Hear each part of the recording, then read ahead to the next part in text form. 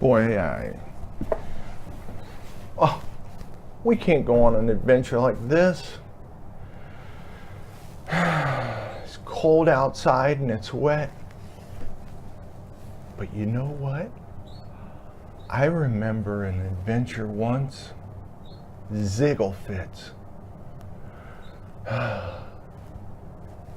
What? You don't know Ziggle-Fitz? Oh, well, you're not going to believe this. Once, the bell started ringing, and it was ringing a lot.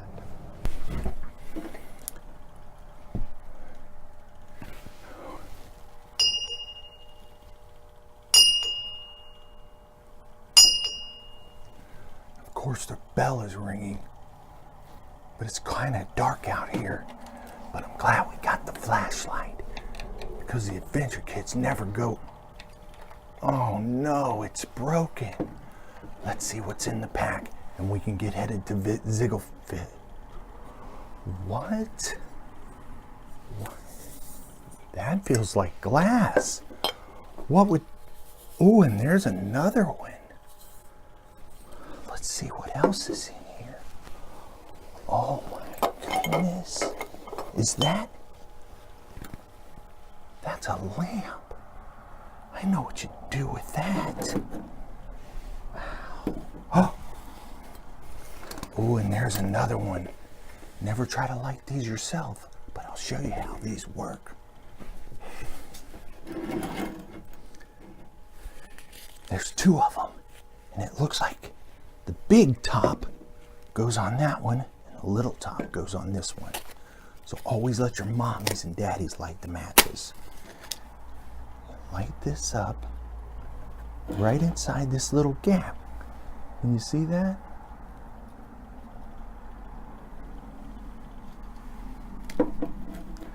And then it has a little roller on it, so you can make the flame higher or lower.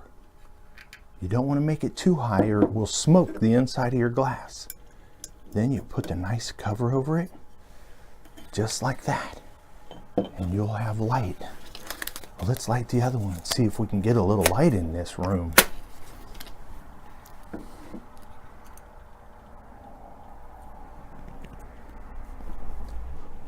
Remember, don't play with matches. Let mommy and daddy do that. Then you adjust it with this so it's not up too high, because then it will smoke the glass. Run it down so the flames are coming out, but not very much.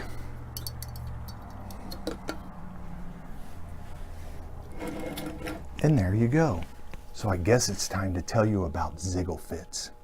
Well, the kids showed up at the treehouse, and before you knew it, they looked outside and they saw smoke coming out of the deepest part of the woods. Now, the elder kids, or the oldest ones, looked around and said, "Oh, I hope that's not Ziggle-Fitz." Well, the younger kids, they didn't know anything about this Ziggle-Fitz, and they wondered if they really wanted to go on this adventure. But all adventurers are always ready to go. And just because it's going to get a little scary doesn't mean that they don't want to be a part of it. Well, as they got ready to leave, the bigger kids gathered in a huddle like they were getting ready to play football and started to sway, saying, "Ziggle-Fitz, Ziggle-Fitz, Ziggle-Fitz." And they chanted until the younger kids joined in, but they really didn't know what they were saying. And suddenly, the room got quiet, and a solemn look came over the older kid's face.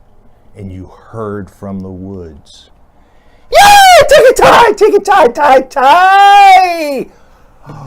It scared them half to death, but they knew it must be Ziggle-Fitz. So each kid took the hand of one of the older adventurers, and they started off into the woods. When they came into an opening of giant trees, they noticed there was a fire in the center of the opening and a bear skin, what would that be called? Coat? was covering Ziggle-Fitz. His hand stuck out by the fire as though he was trying to get warmed, and one of the little kids, with a gulp, said, "Oh, Mr. Ziggle-Fitz, we're here." She stepped back, hoping that she wouldn't be startled by this Ziggle-Fitz character, and nothing came out of him. So one of the other kids, her name was Mia. She got close enough that she touched Ziggle-Fitz's shoulder, and suddenly the bear skin coat dropped to the ground, and a yell came from the trees.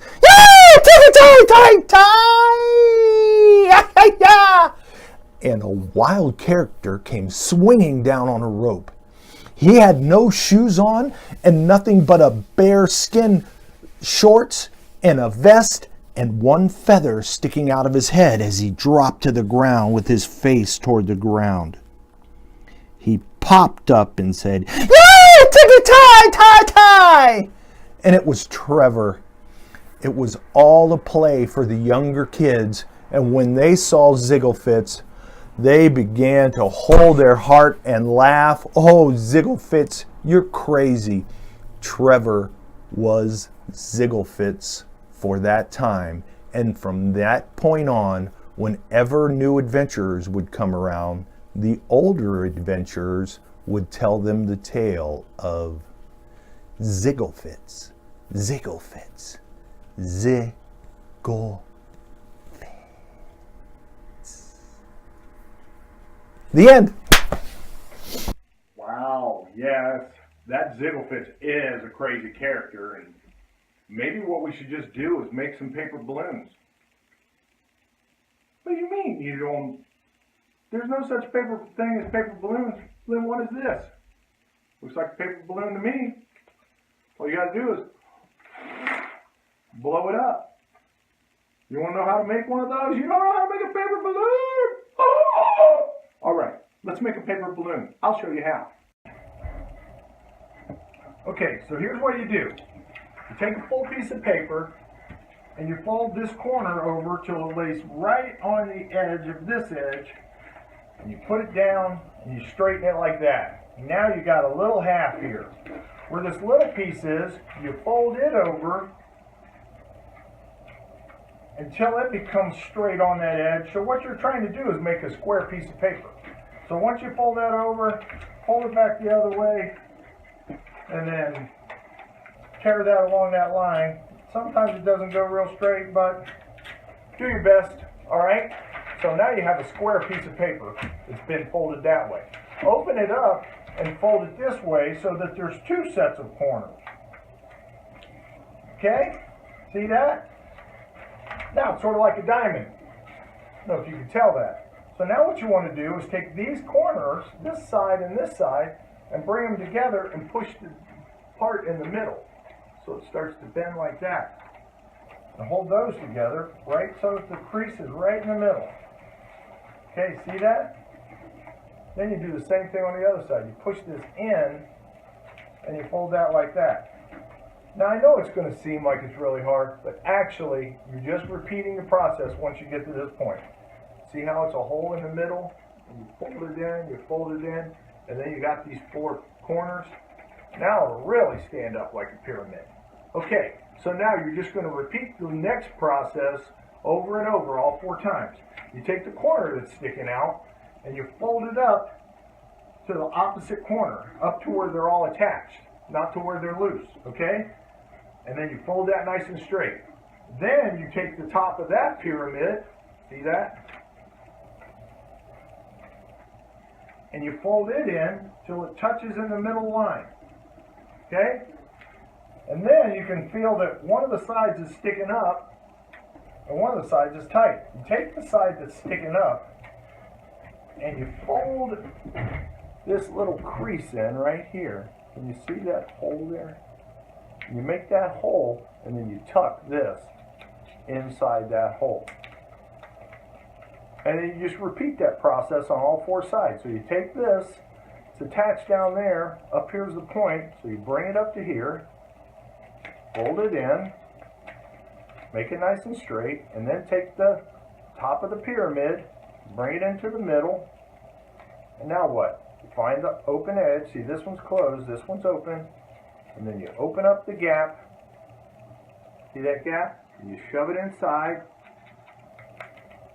and make it nice and tight.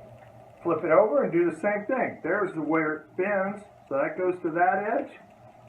You bend it into the middle of the pyramid, and then you find, oh, that one side's attached. Find the side that isn't attached, open up the little gap, and shove it in. One more time with the last one. Where does it go? Okay, fold it up to the top, so it's fairly straight.